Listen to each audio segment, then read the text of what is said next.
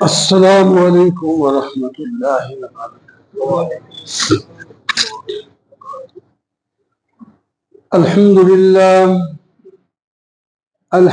للہ وکفا والصلاة والسلام علی سید الرسل وخاتم الانبیاء اما بعد قال النبی صلی اللہ تعالی علیہ وسلم ان احب الاعمال الحب فی اللہ والبغض فی اللہ وقال النبي صلى الله تعالى عليه وسلم من أحب لله وأبغض لله وأعطى لله ومنع لله فقد استكمل الإيمان. صدق رسوله النبي الكريم ونحن على ذلك لمن الشاهدين والشاكرين والحمد لله رب العالمين. محترم و معزز سامعین، بزرگوں، دوستوں اور عزیزوں، حضور سرور کائنات مفخر موجودات تتمہ دور زمان خاتم الانبیاء صلی اللہ علیہ وسلم نے فرمایا ان احب الاعمال، اللہ کے ہاں سب سے زیادہ محبوب عمل،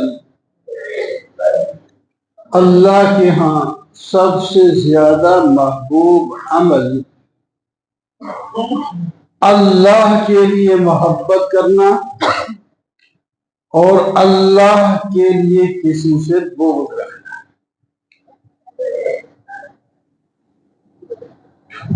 دوسری حدیث میں فرمایا جو شخص اللہ کے لیے محبت کرے اور اللہ ہی کے لیے کسی سے بغض رکھے اور اللہ ہی کے لیے کسی کو دے اور اللہ ہی کے لیے کسی کو نہ دے تو اس نے اپنا ایمان مکمل کیا۔ محبت اور بغض کے جذبات ہر ایک میں ہوتے ہیں،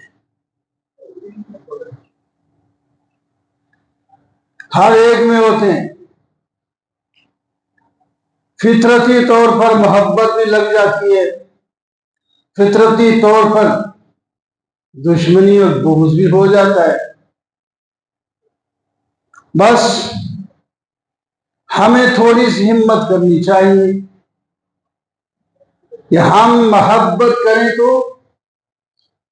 اللہ کے لیے کریں،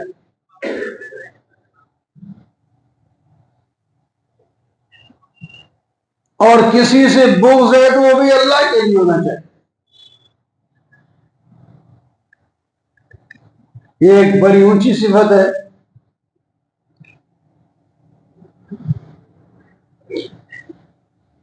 انسان تھوڑی سی ہمت کرے، ہو سکتا ہے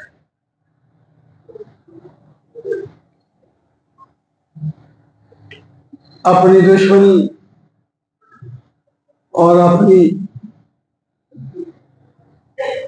دشمنی اور دوستی کو اللہ کے لیے استعمال کر سکتا ہے۔ حضرت ابو رزین رضی اللہ تعالی عنہ کی روایت ہے، نبی علیہ الصلوۃ والسلام نے ارشاد فرمایا اے بروزین، میں آپ کو ملاک الامر نہ بتاؤں؟ الا ادلک علی ملاک الامر، ایک کسوٹی جانچنے کی کہ میرا ایمان کتنا کامل ہے، تو اس کی میں ایک آپ کو کسوٹی نہ بتاؤں؟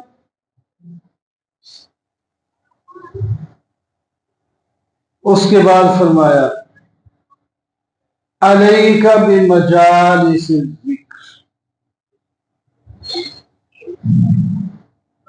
ذکر کی مجلسوں کو لازم پکڑو. ذکر اللہ کی یاد تلاوت کی جا رہی ہے، درس دیا جا رہا ہے، مسائل بیان ہو رہے ہیں، سبحان اللہ، الحمدللہ، لا الہ الا اللہ، اللہ اکبر وغیرہ کا ذکر ہو رہا ہے، جس کو عام لوگ صرف ذکر اس کو کہتے ہیں، وہ بھی ذکر ہے. لا الہ الا اللہ، درود شریف، سبحان اللہ، الحمدللہ زیادہ سے زیادہ پڑھنا چاہیے، ذکر ہے. تو فرمایا جہاں کہیں آپ کو ذکر کی، دین کے بارے میں باتوں کی، درس کی کوئی مجلس مل جائے تو اس کو لازم پکڑنا ہے، اس کو نہیں چھوڑنا، اس میں بیٹھنا ہے، بات سننی ہے. اور جب اکیلے ہو حرک لسانک بذکر اللہ، اذا خلوت حرک لسانک بذکر اللہ. علیحدگی بھی ہوتی ہے، بندہ آ رہا ہوتا ہے، جا رہا ہوتا ہے، بیٹھا ہوتا ہے، گھر میں ہوتا ہے، باہر میں ہوتا ہے، دکان پہ بیٹھا ہے، دفتر پہ بیٹھا ہے. تو فرمایا اپنے کاموں کے ساتھ ساتھ تمہاری زبان اللہ کے ذکر کے ساتھ حرکت کرتی رہے. حرک لسانک بذکر اللہ، اللہ کے ذکر کے ساتھ زبان کو حرکت دے. اور دوسری جگہ آپ نے فرمایا آپ کی زبان اللہ کے ذکر کے ساتھ ہمیشہ تر و تازہ رہے، یہی کام آئے گا. ہم مجلس میں بیٹھتے ہیں تو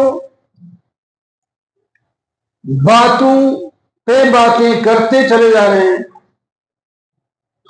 یہ نہیں سوچتے کہ یہ بات کہنے کی ہے کہ نہیں، بولنے کی ہے کہ نہیں، اس کی ضرورت ہے کہ نہیں. مجلس کو گرم کرنا، سننی ہے، سنانی. ما يلفظ من قول الا لديه رقیب عتید. اللہ تعالیٰ فرماتے ہیں قرآن پاک میں ہے یہ، جب زبان سے کوئی لفظ نکلتا ہے تو لکھنے والا انتظار میں بیٹھا ہوتا ہے، اس کو لکھ لیتا ہے. دوسری جگہ فرمایا کل صغیر و کبیر مستطر، ہر چھوٹی بڑی بات تمہاری لکھی جا رہی ہے.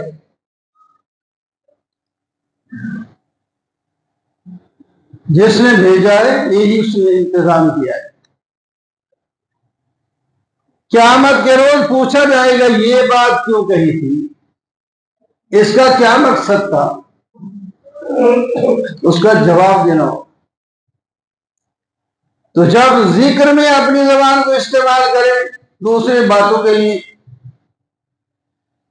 حضرت عبداللہ بن مبارک غالبان ایک عورت سے اس کی ملاقات ہو گئی جب وہ حج کے سفر میں قافلے سے بچھڑ گئی تھی.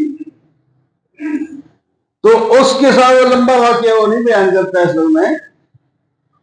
وہ جب یہ بیان پوچھ سے اس سے کوئی سوال تو وہ جواب قرآن سے دیتی. جو بھی بات پوچھی ہے انہوں نے ایسی آیت پڑھی ہے اس میں جواب مل جاتا تھا، قرآن کی آیت پڑھ دیتی تھی بس، اور کوئی لفظ نہیں بولا. جب پھر قافلے سے مل گئے، اس کے بیٹے اس قافلے میں تھے، انہوں نے فرمایا ہماری ماں 40 سال سے اسی حالت میں ہے کہ ہم قرآن کے علاوہ کوئی بات نہیں کرتی، بس 40 سال گزر گئے. کوئی کرنا چاہے تو کر سکتا ہے نا، کوئی نہ کرنا چاہے تو اس کے لیے 100 دشواری ہے، میں کیسے کروں؟ ہمت کی بات ہے۔ تو جب اس کا اعمال نامہ کھلے گا تو اس کے اندر صرف قرآن ہوگا، اس کو افسوس تو نہیں ہوگا، قرآن ہی ہوگا۔ تو اس وقت سے ہمیں بھی چاہیے کہ ہم قرآن کے ساتھ لو لگائیں، اللہ کے ذکر کے ساتھ۔ قرآن پاک سب سے بڑا اللہ کا ذکر ہے، وَلَذِكْرُ اللَّهِ أَكْبَرُ إِنَّا نَحْنُ نَزَّلْنَا الذِّكْرَ وَإِنَّا لَهُ لَحَافِظُونَ۔ ہم نے ذکر یعنی قرآن پاک کو اتارا ہے، اس کی حفاظت ہم کرتے ہیں۔ اُتْلُ مَا أُوحِيَ إِلَيْكَ مِنَ الْكِتَابِ وَأَقِمِ الصَّلَاةَ۔ نبی علیہ السلام کو حکم ہے آپ کی طرف جو کتاب وحی کی گئی ہے اس کی تلاوت کرتے رہیں، تلاوت کرتے رہیں۔ ہماری زبان قرآن پاک کے ساتھ ہر وقت تر رہے۔ باقی ذکر بے شک ہے لیکن قرآن کے ذکر جیسا کوئی ذکر نہیں۔ قرآن کی تلاوت، فاتحہ بھی قرآن پاک ہے، اخلاص سورت بھی قرآن پاک ہے، چھوٹی صورتیں بھی اللہ کی کلام ہیں، بڑی صورتیں بھی، جتنی آپ کو آتی ہیں صورتیں ان کو دہراتے ہیں۔ حافظ ہیں تو ایک طرح سے شروع کریں آخر تک لے جائیں، پڑھتے جائیں۔ تو اللہ کے ذکر کے ساتھ اپنی زبان کو تر رکھنا، پھر قیامت کے دن اس کو افسوس نہیں ہوگا۔ یہ نہیں کہے گا ما لهذا الكتاب لا يغادر صغيرة ولا كبيرة الا احصاها۔ اس کتاب کو اعمال نامے کی کتاب کو کیا ہو گیا کہ میری ہر چھوٹی بڑی بات لکھی جا رہی، لکھی گئی ہے۔ میں نے تو کہا ویسے مذاق کر رہا ہوں، مذاق کی بات ہے، مذاق بزرگ نہیں، تمہاری ہر بات لکھی جاتی ہے، ہر بات۔ کرامن کاتبین موجود ہیں، لکھتے جا رہے۔ تو فرمایا مجلس ذکر جہاں بھی ہو اس کو لازم پکڑو، اکیلے ہو تو تمہاری زبان اللہ کے ذکر سے تر رہے، اور دشمنی رکھو تو اللہ کے لیے کسی سے دشمنی رکھو۔ شیطان مثلا دشمنی کے قابل ہے، دشمنی رکھیے تو اس سے رکھو، وہ اللہ کا بھی دشمن ہے، آپ کا بھی دشمن ہے، آپ کے باپ دادے کا بھی دشمن تھا، اس نے ہی جنت سے نکلوایا ہے، وہ تو مستند دشمن ہے۔ ان الشیطان لکم عدو فاتخذوه عدوا، شیطان تمہارا دشمن ہے، ان کو دشمن بنا کے رکھو۔ تو اس کے ہم پیروکار بنے پھرتے ہیں، اس کی باتیں مانتے ہیں۔ اور فرمایا جب تو اس صحابی کو ابو رضی کو فرمایا جب آپ کسی مسلمان بھائی کے ملنے کے لیے جائیں گے نا، جب آپ مسلمان بھائی کے ملنے کے لیے گھر سے نکلیں گے، گھر سے صرف آپ کا کوئی مقصد نہیں، صرف چائے پینے کے لیے نہیں جا رہا کہ یار ادھر جا کے چائے سے دوں گا، چائے وہ پلا دے گا ہمیشہ جو مرضی، آپ کی غرض صرف وہ میرا بھائی ہے، اس کا حال معلوم کر کے آتا ہوں، اس کی کوئی تکلیف ہے، اس کی کوئی پریشانی ہے، یا اس کو کیا ہے، کوئی ضرورت ہے، یہ ہے، ذرا پوچھ کے آتے ہیں بس۔ فرمایا صرف اپنے بھائی کو ملنے کے لیے جاتا ہے تو اللہ تعالیٰ 70,000 فرشتے اس کے ساتھ کر دیتے ہیں، اور وہ اس کے لیے دعا مانگ رہے ہوتے ہیں، 70,000 فرشتے، سبحان اللہ سبحان اللہ۔ اور وہ دیگر دعاؤں کے ساتھ ایک دعا یہ کرتے ہیں، یا اللہ یہ تیری خاطر ایک جوڑ پیدا کر رہا ہے، اپنے بھائی کے ساتھ ملنے کے لیے جا رہا ہے، یا اللہ تو اس کو اپنے ساتھ جوڑ لے۔ سبحان اللہ، صرف بھائی ملنے کے لیے اس حدیث پاک میں موجود ہے۔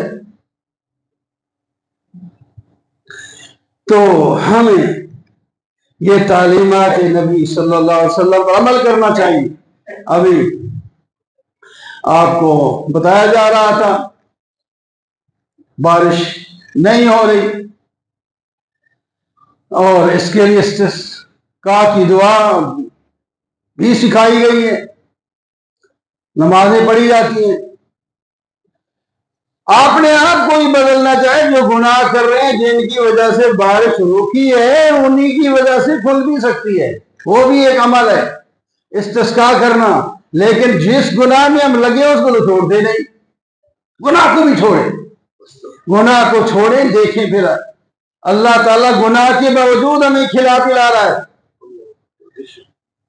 صحابی نے عرض کیا یا رسول اللہ جمعہ کا خطبہ دے رہے ہیں، مر گئے، کاج سالی ہے، آپ نے دعا کر دی، آپ نے وہیں منبر پہ دعا کر دی، جمعہ پڑھنے سے پہلے جل تھل ہو، او بارش ہی بارش، لگی بارش، جمعہ، ہفتہ، اتوار، سوم، منگل، بدھ، جمعرات، پھر جمعہ، بارش لگی ہے۔ اگلے جمعہ پھر خطبہ دے رہے ہیں، حدیث پاک میں آتا ہے، تو پھر کسی نے کہا، اسی نے یا کسی نے کہا مر گئے ہم، اب تو مکان بھی گرنے کو ہے، جانور بھی مرنے کو ہے، ہم بھی مرنے کو ہے، حالات خراب ہیں، یعنی اتنا پانی آ گیا، بارش ہی بارش جگہ پہ۔ تو آپ نے پھر دعا کی یا اللہ اس کو مدینے سے ہٹا کر جہاں سے وہ آتا ہے ادھر کر دے، سبحان اللہ، یہ نگاہ بند کر دے، مانگی ہے ادھر کر دے۔ وہ صحابی کہتے ہیں ہم ابھی وہ دیکھا کہ مدینہ سارا خالی ہو گیا، وہ تو بادل ہے ہی کوئی نہیں، بارش کوئی نہیں، بارش ادھر ادھر چلی گئی۔ یہ ہے اللہ کے نبی کی بات، اللہ کے دوستوں کی بات، ولیوں کی بات بھی موجود ہے، لیکن وہ تب ہی کوئی کر سکتا ہے جب اس کے ساتھ ایسا جوڑ ہو۔ حضرت انس بن نضر فرماتے ہیں اس کی بہن کے بارے میں فیصلہ ہوا کہ اس نے کسی کا دانت توڑا تھا، وہ دانت نبی علیہ السلام کے فیصلہ آیا، آپ نے فرمایا کیونکہ ثابت ہو چکا ہے لہٰذا اس کے بدلے میں قصاص لیا جائے گا، اس کا دانت توڑا جائے گا۔ حضرت انس بن نضر نے کہا یا اللہ کی قسم اس کا دانت نہیں ٹوٹے گا۔ یہ نہیں کہ نبی کے فیصلے کے خلاف اس نے کہا، یعنی اللہ پر امید رکھ کے کہا۔ اتنے میں وہ جو لوگ تھے جو قصاص لینے کے لیے آئے تھے انہوں نے کہا ہم نے معاف کر دیا، سبحان اللہ۔